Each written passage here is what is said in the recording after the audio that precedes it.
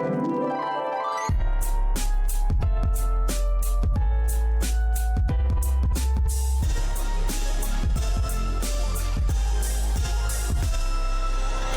to You're Making It Worse. I'm Elliot Glazer. I'm Brent Sullivan. And I'm H. Alan Scott. We're here. We're queer. Meh.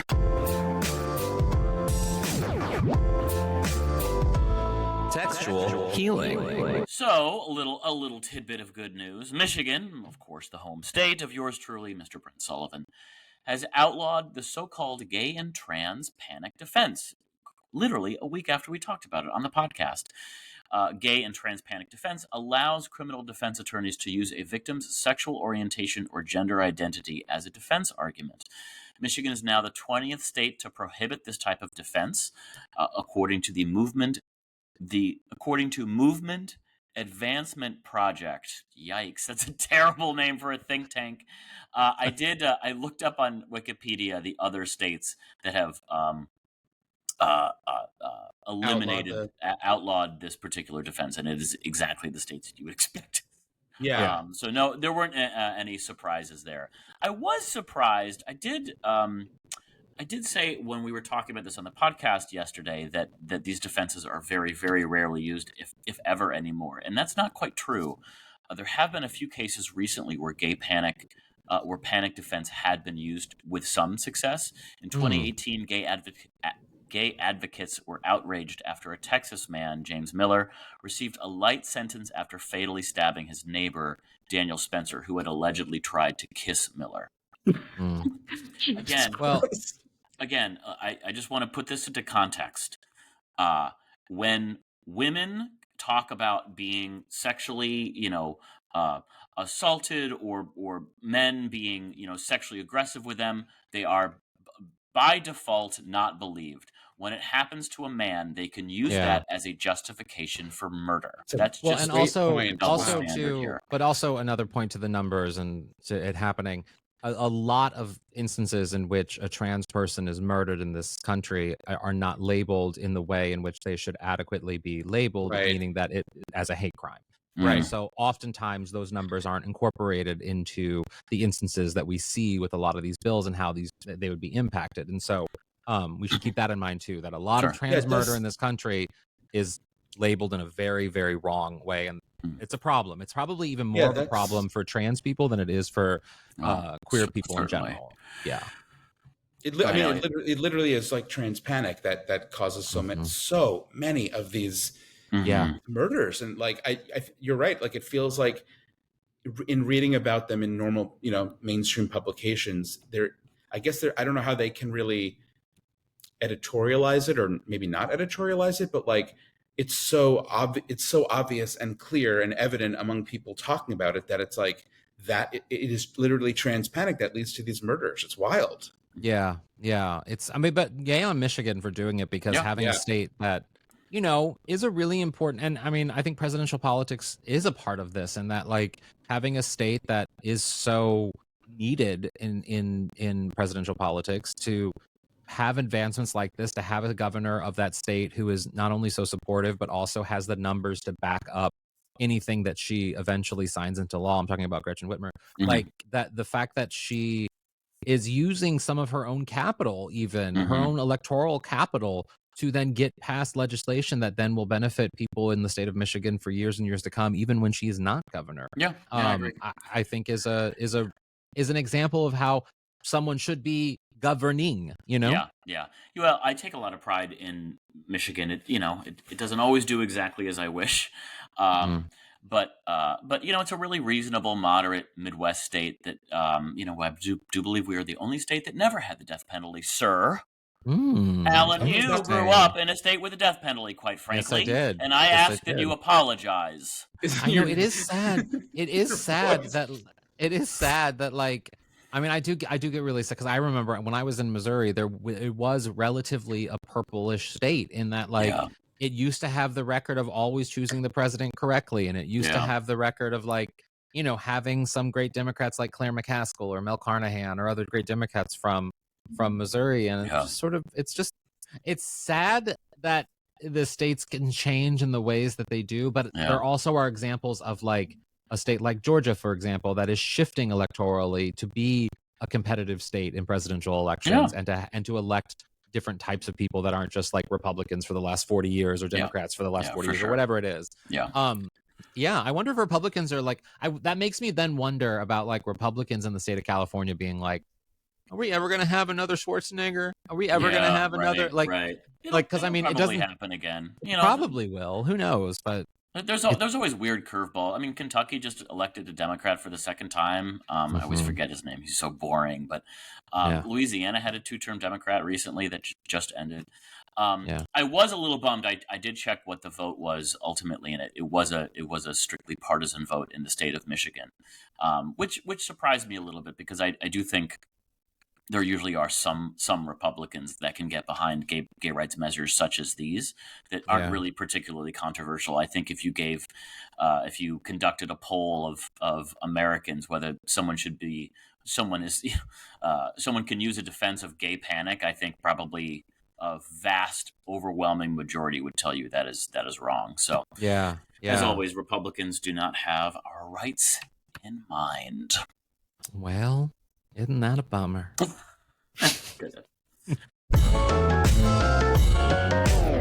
Not even joking. Today we are joined, by someone who has been on Canada's Drag Race and also a fantastic, internet person in general. But I will say also our first guest with the best background of any guest we've ever had on this podcast. Hello, Juice Boxx.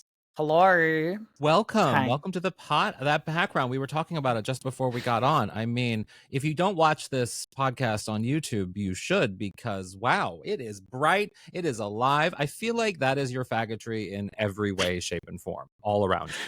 It's very much I had to create a full brand in 2020, so it very much fit that. So yeah. Do most Twitch users have interesting backgrounds like that, or do they really go for something? I feel like I've seen a few that are just kind of like, this is my room.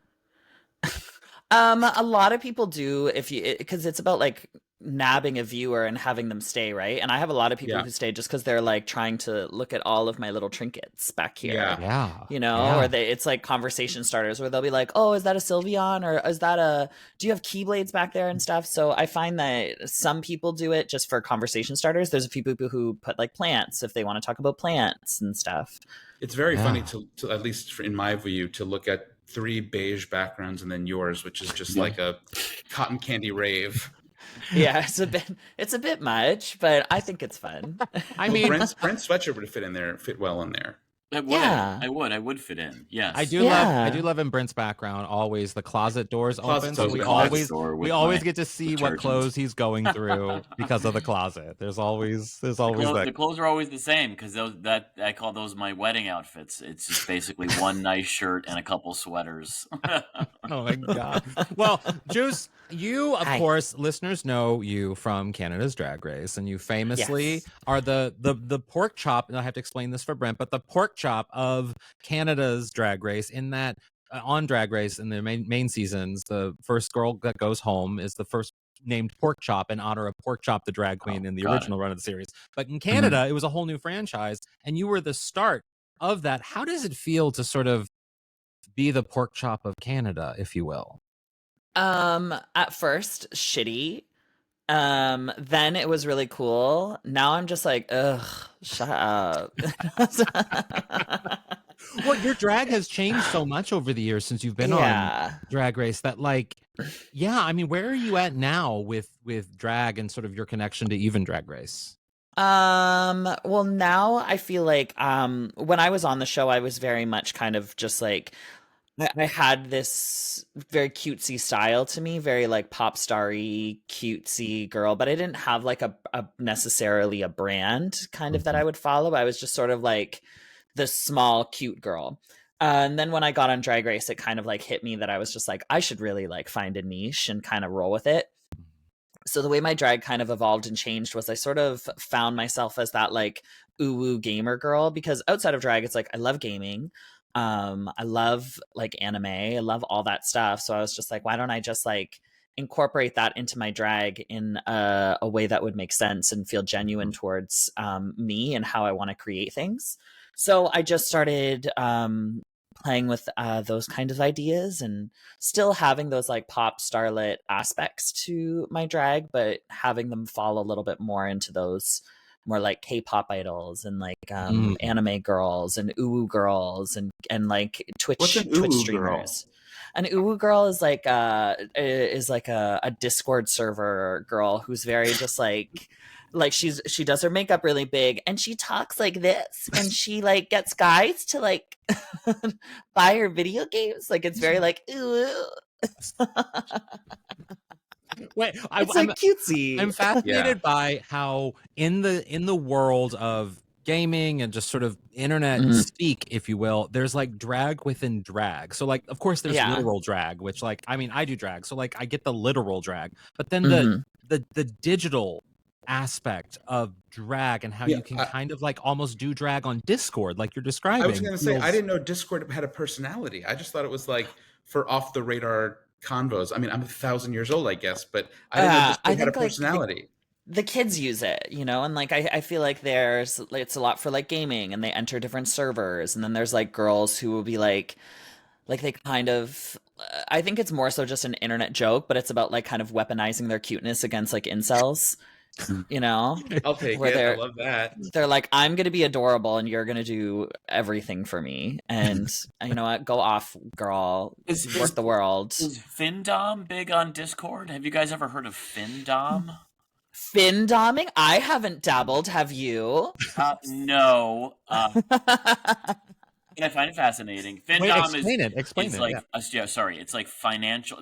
It's short for financial domination, and it's generally guys. I thought it was just a guy thing, but I brought it up to a straight friend recently, my dear friend Monica, and she's like, "Oh, that's huge in the straight community too." Where the idea is like a very cute, attractive person is just basically dominating people into giving them money by basically giving nothing in return. It's not even necessarily like a porn sexual thing.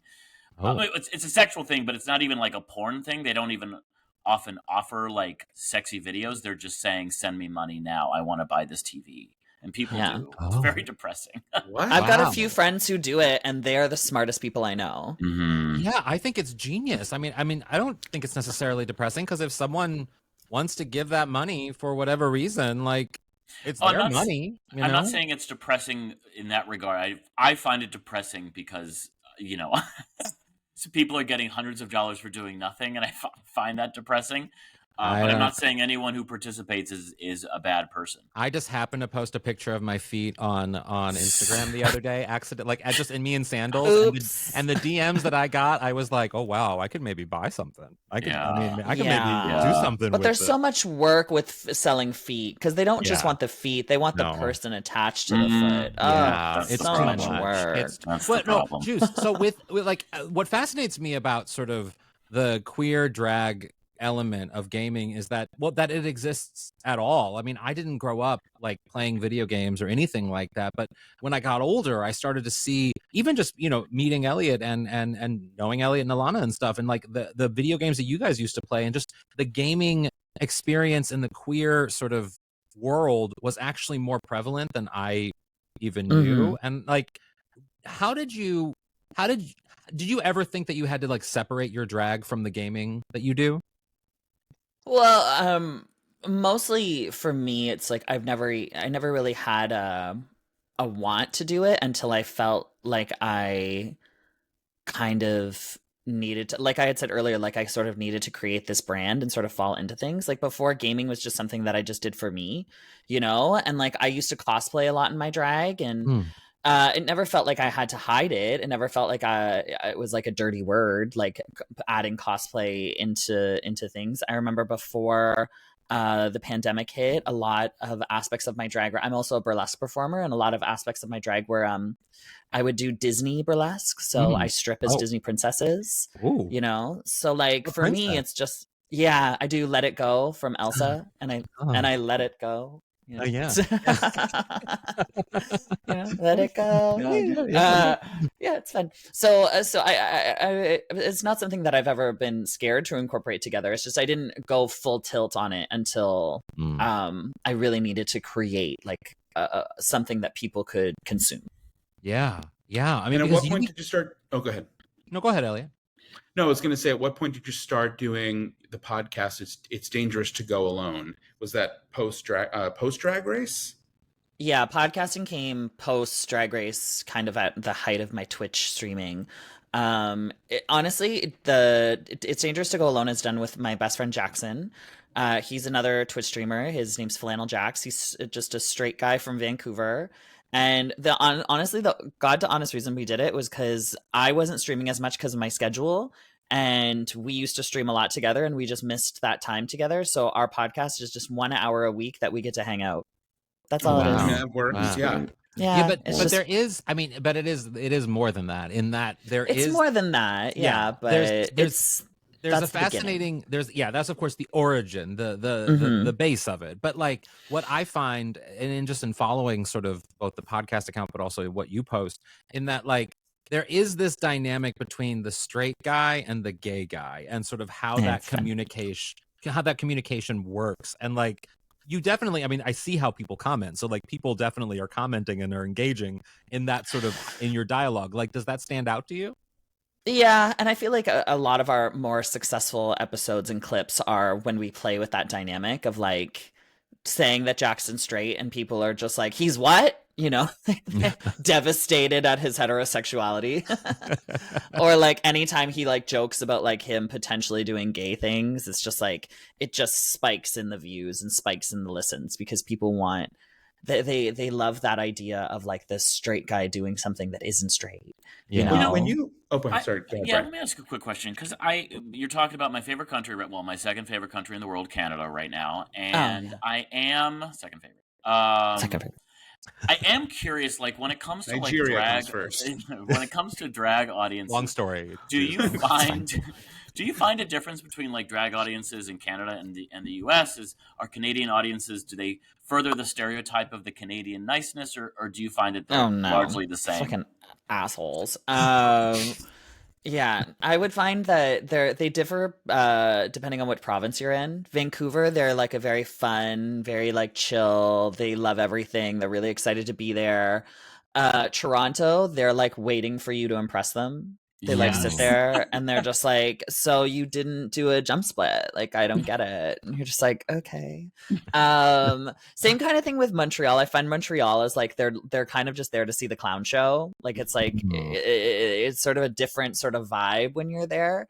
So it just sort of depends. I wouldn't say that the Canadian niceness is a thing. I think that's just like a cheeky little stereotype. Yeah. Like we're not all just like happy-go-lucky, nice little beans. Sure. Now, what about like Manitoba? What about like a deep cut province? Like what are shows like? Oh, they are so foaming at the mouth for any kind of entertainment that they just love it, no matter what. Great, that's a curve. Yeah, when you go to those like smaller places or places that are a little bit more conservative, like Manitoba, Calgary. Well, Calgary's not smaller, but it's more conservative. Yeah, right. Or even like St. John's and stuff. Like they barely get to see it when those other cities are so inundated with drag all the time that their reactions can be a little bit different. But when you go to like smaller conservative places, they're just like, I fucking love whatever you're doing, and they just get so jazzed. So wait, I'm sorry, real quick. I'm sorry, Alan. Is St. John's considered like a conservative part of the country? No, but it's small. But it's small. Got it. All right. Sorry, Alan. It's small. I wouldn't say it's St. I mean, it's drunk, so I don't know how conservative or liberal they could be. They're just hammered half the time. Yeah. So I want to go to Canada now. I've only been to Toronto and Montreal. Those are the two places. Those are my. Go to Vancouver. Ugh. Yeah. Vancouver's the best one to go to. Okay, that's good to know. Good to know. Well, I do want to know, like, because of the podcast and because of, you know, you streaming and like doing everything you do with gaming, like, do you feel that has given your drag sort of a different sort of lease on life, like a new popularity, a different way than just even from Drag Race stuff? Well, I feel like I've got my own little niche. I don't think there's a lot of girls, especially within the Drag Race franchise, that kind of do what I do. And there is people who do it. Like I know Nikki Doll gets a lot of inspiration from anime and gaming into her drag, but she does it in a much more high fashion way. I'm not that fashionable, so there's no way mine would ever fucking look like that. But and I know while Jeremy doesn't do drag anymore, Jeremy still does that kind of cosplay thing. And Jeremy, formerly Fifi O'Hara, for those of you that don't know. And I know that like Rock Sakura has that kind of vibe to it, but we do very different kind of drag. Yeah. So I feel like within the sort of realm of Drag Race, there's not a lot of us that kind of have this gaming thing to it. So I do feel like it kind of sets me apart. But with saying that, it's such a different world than what a lot of drag fans are a part of, that it can kind of put me on the outskirts of things and put me in an aspect of people are like, oh yeah, you're that like gaming girl, right? And I'm like, yeah.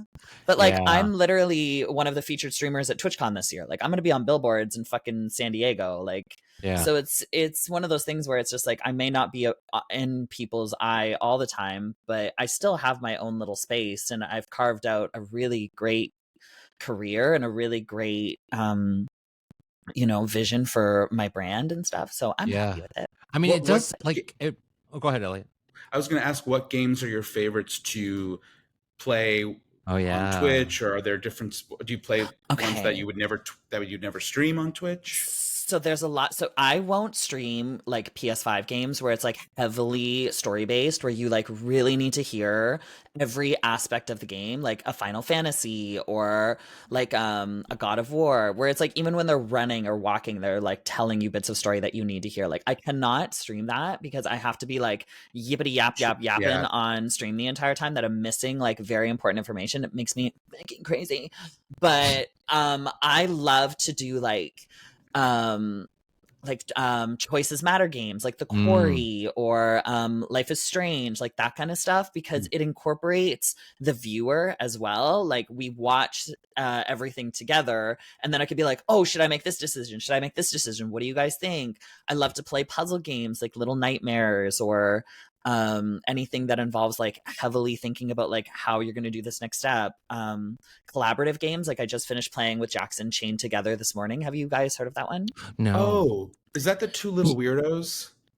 No, that's It Takes Two or something. No, wait, I don't know. Sorry. It Takes Two. Love It Takes Two. Love Pink. Very frustrating. But extremely frustrating. It's a lot like It Takes Two. So you're basically two people who are chained together and you're trying to escape the pits of hell. Oh, fun. It's so fun, but it's a platformer. So you have to like work together on climbing up all of these platforms to get out of hell. And it's just, you're just screaming at each other. So for me, I like to play games that like to really entertain the audience versus entertain myself. I have I mean, past guest on this podcast, but also a very good friend of mine, Kim Chi, drag queen. She got her, yeah. She got me into Nintendo Switch, and I purchased a Nintendo Switch because of her. But then she texts me and she's like, "Hey, let's play X and X tonight, like whatever, from like each other's homes." And I'm so stressed because I am not a gamer, that if I played with someone else, I feel like it would be the most embarrassing thing in the world. No, it's so nervous, Juice. I can't do it, Juice. I can't. No, it's the best. I feel like I'm showing my worst nude, and it's just like a small ass penis. That's what it feels like. It just feels so embarrassing. Just after a cold day. Yes. I got to switch during the pandemic, and was in a relationship at the time, and my boyfriend was like, "We should play together."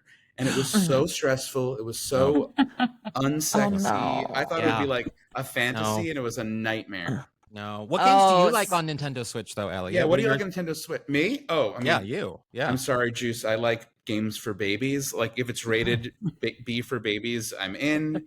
What is it?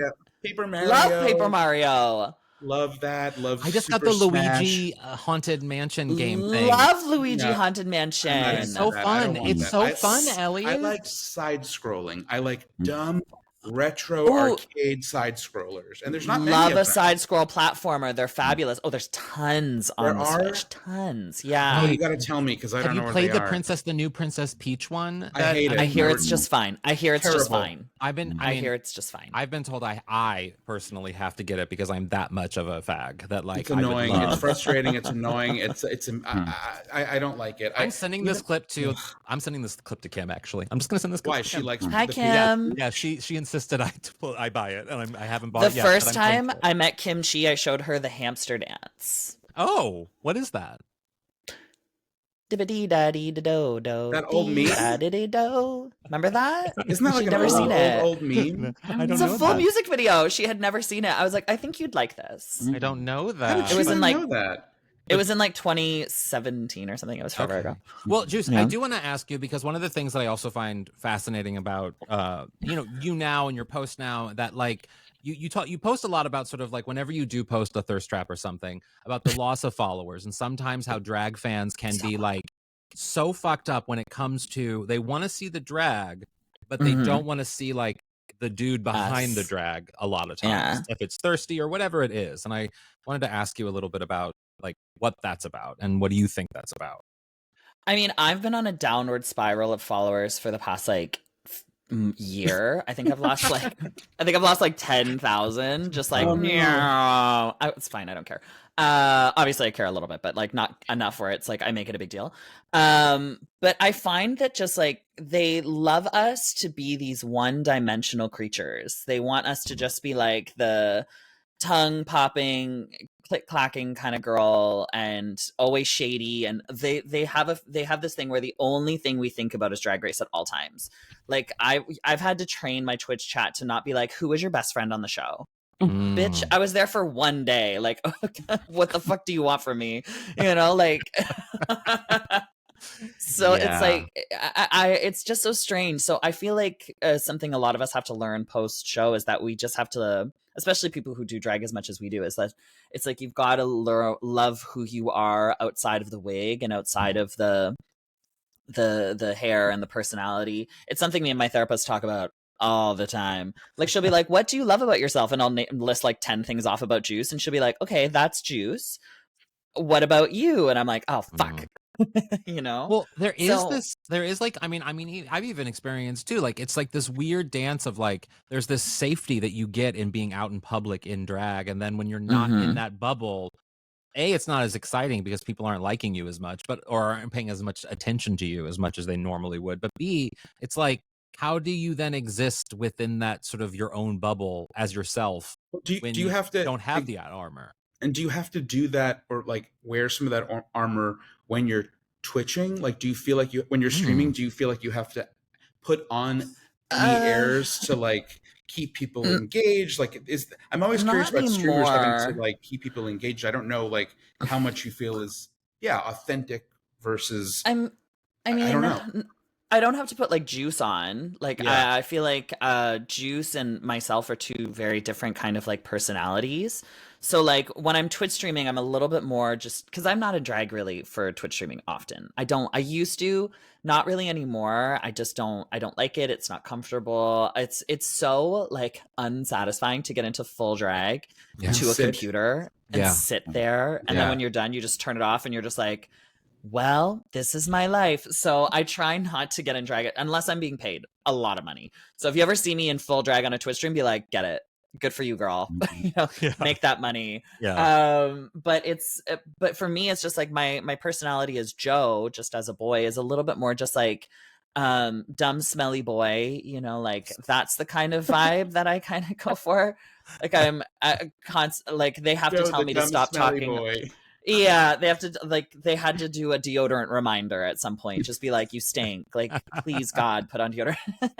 Because I'd be like, ugh.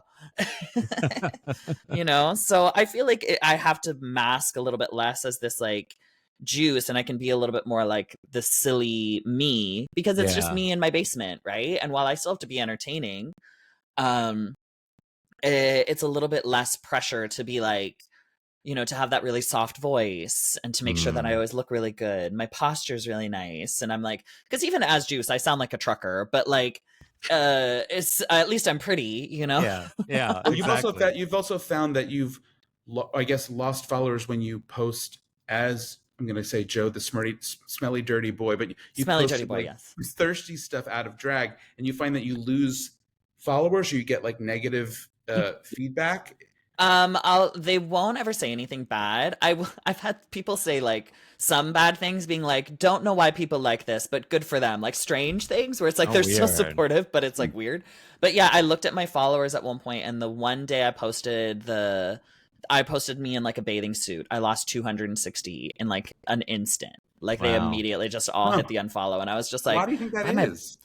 Because they want us to just be these pretty little dolls. They don't want us to see us as anything else, unless that's what they originally saw us as. Like if they originally saw me as like the dirty thirst trapping boy with the pretty girl, like if they like the Cameron Michaels or the Sugar and Spice, like if they originally had that in their vision on why they followed, then I think it would be fine. But they originally all followed me because I was just like the cutesy, sparkly little princess. A lot of my followers were young girls. A lot of my followers are like teenage girls at the time. A lot of young sapphic women.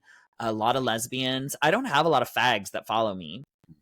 So I feel like now I'm kind of thank you. I appreciate you. But I feel like now I'm just sort of in the shift where it's just like I'm embracing myself as a man a lot more, and I'm posting a lot more content of me as a boy. So I feel like it's shifting, and I would rather have 50,000 followers of people who really enjoy my content than 1 million followers of people who just want me to be a certain way and don't want me to do things I love. Definitely. What a world we live in where young straight girls follow you in drag, and then when you post as a boy, they're like, "Ew, I don't want to see this." It's like, whoa, that's so many levels. His male presenting nipples are disgusting, and you know what? Honestly, fair. Wait, like I don't blame them. I have to ask you about the nipples, because I heard a story that you have pigskin nipples. So what does that mean? This one. So I'll put them out for it. So when I was 6 months old, this entire part of my body, here, was burned off by boiling hot coffee. Oh my gosh. So coffee fell on my body all here. Yeah. And then when my mom ripped my nightie off, my skin went with it. Oh my God. So I was on the burn unit for 6 months. So then all this part of my body is all reconstructed using pigskin. So this nipple is completely reconstructed. Wow. Canada. You can never tell. Canada. Free healthcare, baby. Yeah. I know. Free healthcare. My mom says it's this one, but I think it's this one. Oh, you don't know? She says she trauma blocked it out, but she's like, I'm sure it's the right. And I was like, I really think it's the left. And we also just have the picture for the podcast this week too. Is just, you know, it's just me. Well, Juice, thanks so much for joining us today. We really appreciate it. Where can people follow you, follow the podcast, watch you on streams, all the things? Oh, God. So if you want to follow me and my drag and my thirst traps on Instagram, or you can follow me at Juice Boxx Official on TikTok or on Instagram. Juice Boxx Queen, if you want to see me just like rant and rave on TikTok, or sorry, Twitter, or what's it called now? X. Yes. X. Yeah. Anyways, yeah, Twitter's fine. Juice Boxx Twitch, or twitch.tv/JuiceBoxx Twitch. If you want to see me play video games, I'm there like a few times a month. I don't stream as much as I used to, but I'm still there pretty often. And then if you want to hear me talk about drag with Cynthia Kiss from season 2 of Canada's Drag Race, I have my podcast called Semi-Qualified Queens, where we talk about all things drag. So we review a lot of Drag Race, so mostly Canada's Drag Race, and we will be doing season 5 of Canada's Drag Race. That will be coming out in the fall, I think. And if you want to hear me talk about video games with my straight little buddy Jackson, you can listen to It's Dangerous to Go Alone with new episodes every single Friday. Awesome, Juice. Thanks so much. Thanks for being here. Spice. Appreciate it. And another thing. So when I am out and about around town, gallivanting around as Elliot does, skipping around town with my pussy hanging out like Elliot, waving to the bus driver with his flask in his pocket, saying, "I'm ready for a ride, Mr. Bus Driver." That's very true. When I'm out and about, I am one of these people who is constantly paranoid about what I have lost, even though to this day, I've never lost a thing. Oh, you've never lost something? I've never lost a cell phone. I've never lost my keys, and I've never lost a wallet. I have. But I guess it harkens the question, and I was wondering this, and I wanted to pose it to you guys. What would you rather lose? Your keys, your wallet, or your phone? I mean, I personally have a phone wallet always have. I want stresses me out. Right, that stresses me out so much. Yeah, I don't like it is like it does become a thing where it feels like I can't sit, without having to It also take it out makes of you my a pocket. target for having your wallet and phone stolen. It does, which brings up it brings up a good point. But keys, wallet, phone. I mean, honestly, like not having any. Keys, wallet, phone. Keys you need to like so let's go. so Yeah, let's I don't know.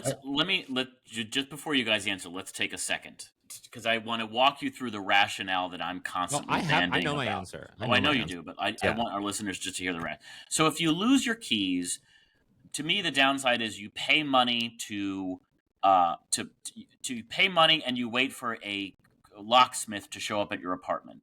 Fairly like expensive, but perhaps not the worst thing. If you lose your wallet, you lose some money. You have to very quickly cancel your cards, conceivably, and you have to get a new driver's license. So that's time consuming and a little stressful. If you lose your phone, at the end of the day, you're like, that might be the easiest just because you can, shut it off and get a new one. I mean, it's going to cost you $1,000. You'll get a new one and you can, via the cloud, just log into your old account. Alan, what are your thoughts? I mean, I've lost something expensive before. I lost an iPad at a gym once, where I like walked away from it and someone just took it. And it was because I was so stressed I was thinking of other stuff that I get flat, that's how I lost something. I wouldn't want to lose my phone. My phone is so valuable to everything that I do. It's my work, it's my life, it's how I pay for things, it's my everything that I wouldn't want to lose my phone because my wallet, I don't use that much other than when I have to show my ID. I don't really carry around that much cash, and I don't use my credit cards in that way because I use my phone, Apple Pay, to pay for everything. So I don't use my credit cards like ever really, unless I have to. Like if I'm at a, it's a lot easier, so much easier. Annoying. Why is it annoying? What's annoying about it? It's literally meant to be not annoying. Yeah. No, I don't know. I just like using my credit card. I don't want to tap my fucking phone. I would rather. I've had my credit card information stolen from gas stations and all the things when putting it in the thing. I'm just like, no, I'd rather just use my Apple Pay that has to have my face in order to pay for this thing, and I feel safer. Honestly, I had the same feeling as you, Brent, at first, and then when I started using it, I was like, oh, this is. It's just so much easier. It's just so much easier and safer too. So yeah, I don't really bust down my wallet that much. And my keys, I mean, this is where I have relationship privilege because if I'm locked out of my apartment, I don't have to worry about anything really. That's I have someone else to rely on for that. I would say the same. I would say keys. I don't have relationship privilege, but I would say keys, phone, and keys. You most want to lose your keys just because you could just keys. But I will also admit that I have a lockbox on my doorknob with a key for emergencies, and also because I am so absent-minded that sometimes I have locked myself out of my apartment. he finally admits it. What? Admit what? I mean, he's absent-minded. He forgets. We say that lovingly. We say that I lovingly. admit it openly. Alan, your list was your list was keys because. Keys I don't care about, and I can get them. Yeah, and then wait, what's the order? How does it go? You are most okay losing top to bottom. Keys, and then wallet, and then phone. So I would go keys, phone, wallet. I think there's something keys, wallet, oddly personal about losing your wallet. I don't know. It's just even though I don't have anything of real, true value in there. Yeah, I think I would just feel oddly violated. What are you going to do with that Vons card that you pulled out for 15 years every time we want to pay a bill? I mean, I even have my ID on my phone now because California allows you to have your license on your phone on the California app. So now there's sometimes if I'm just having to like run an errand with Michael somewhere, I literally just take my phone. That's all I need. Well, there you go. It's pretty great. Yeah. Brent, you gotta get it with the times, Brent. Yeah, gotta get with the times. No thanks. You can put that phone up your butt, sir. You can't pay your Nigerian boyfriend with Apple Pay, can you? Can I tap your butt? You have to wire. Oh, you. Oh, you.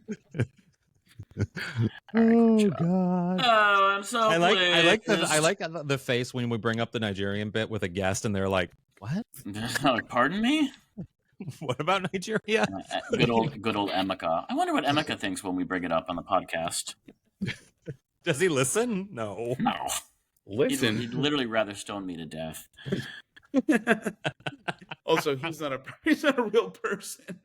No, he's a real person. He sent me a video. He's my baby. I love you. He sent me a video. Hello, I'm gay. I love you. Hello, I am homosexual. Yeah, right. I want to touch your wee wee. Yeah, right. Colonoscopy?